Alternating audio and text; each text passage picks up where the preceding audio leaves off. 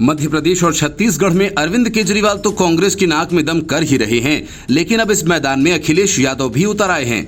जाहिर है कि अखिलेश यादव भी इन राज्यों में बीजेपी विरोधी वोटों का ही बंटवारा करेंगे और इससे कांग्रेस की मुश्किलें बढ़ेंगी। लोकसभा चुनाव के लिए बने विपक्षी गठबंधन विधानसभा के चुनाव में आपस में ही जोर आजमाइश करेंगे।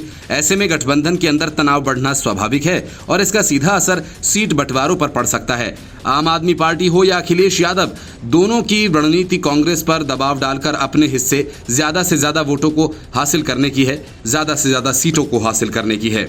समाजवादी पार्टी की छत्तीसगढ़ यूनिट से जुड़े सूत्रों की माने तो सपा छत्तीसगढ़ की 90 विधानसभा सीटों में से करीब 40 पर अपनी किस्मत आजमाने का विचार कर रही है। छत्तीसगढ़ के साथ साथ सपा एमपी विधानसभा चुनाव में कांग्रेस का नुकसान कर सकती है। यहां सपा चुनाव लड़ने का पहले ही ऐलान कर चुकी है। पिछले विधानसभा चुनाव में जीतकर भी हारने के बाद कांग्रेस को एमपी से बहुत उम्मीद है। वह राज्य की सत्ता से बीजेपी को उखाड़ फेंकने का दावा कर रही है, लेकिन सपा यहां उसकी राह में रोड़ा बन सकती है। सूत्रों का कहना है कि सपा एमपी और छत्तीसगढ़ में अपने प्रत्याशी उतारने की बात कर कांग्रेस पर प्रेशर बनाना चाहती है, जिसका फायदा वे लोकसभा चुनाव से पहले यूपी में सीट शेयरिंग वार्ता के दौरान करना चाहती है। सपा यूपी में इस समय बीजेपी के बाद दूसरे नंबर की पार्टी है। अखिलेश यादव मध्य प्रदेश की 2 रिजर्व सीटें विंध्य क्षेत्र में सीधी जिले की धोहनी और चितरंगी पर अपने प्रत्याशियों का ऐलान कर चुके हैं। ये दोनों ही सीटें यूपी की सीट हैं। अखिलेश यादव आने वाली 25 सितंबर को छत्तीसगढ़ जाने वाले हैं और यहां वो राज्य में सपा लीडरशिप से विधानसभा चुनाव की रणनीति पर बात करेंगे। छत्तीसगढ़ सपा के एक नेता ने बताया कि हमारे राष्ट्रीय अध्यक्ष 25 सितंबर को रायपुर आ रहे हैं।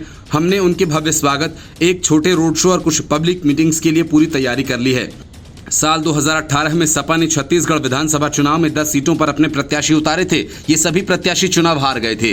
राज्य के सपा अध्यक्ष नवीन गुप्ता ने दावा किया कि उनकी पार्टी 40 सीटों पर चुनाव लड़ने की प्लानिंग कर रही है। उन्होंने कहा कि गठबंधन लोकसभा चुनाव के लिए है और विधानसभा चुनाव में उनकी पार्टी करीब 40 सीटों पर प्रत्याशी उतारेगी।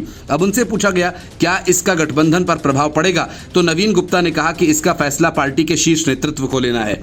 सपा के राष्ट्रीय प्रवक्ता राजेंद्र चौधरी ने कहा कि पार्टी छत्तीसगढ़ में बातचीत के बाद अपने प्रत्याशियों को उतारेगी। उन्होंने कहा कि हम वहां प्रत्याशी उतारेंगे क्योंकि वहां हमारा भी दावा है, लेकिन हम कुछ करने से पहले बातचीत करेंगे। छत्तीसगढ़ को लेकर कोई भी फैसला गठबंधन को दिमाग में रखकर किया जाएगा। सूत्रों ने बताया कि जब अखिलेश यादव छत्तीसगढ़ आएंगे तब वे सीएम भूपेश बघेल से मिलेंगे। Bureau report, news of India.